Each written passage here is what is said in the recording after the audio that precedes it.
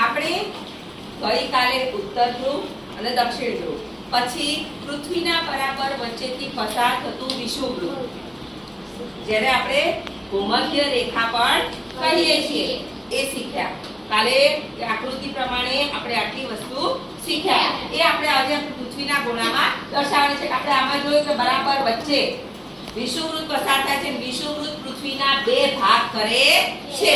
ઉપરનો ભાગ એ ઉત્તર ગોળાર્ધ કહેવાય. ગોળાર્ધ એટલે ગોળાનો અડધો ભાગ. ગોળાર્ધ એટલે ગોળાનો અડધો ભાગ. તો આ વિષુવવૃત્તથી ઉપરનો ભાગ એ ઉત્તર ગોળાર્ધ કહેવાય અને વિષુવવૃત્તથી નીચેનો ભાગ એ દક્ષિણ ગોળાર્ધ કહેવાય છે. તો આમાં આપણે સૌથી પહેલા ઉત્તર ધ્રુવ અને દક્ષિણ ધ્રુવ દર્શાવીશું.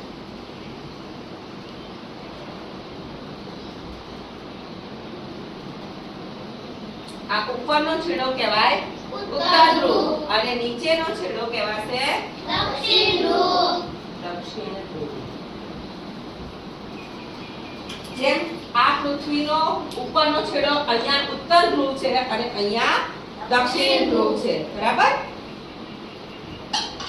તમારી આકૃતિ પહેલીમાં આ રીતે દર્શાવવાનું છે. ઉપર ઉત્તર ધ્રુવ અને નીચે દક્ષિણ ધ્રુવ. બતાવી દો.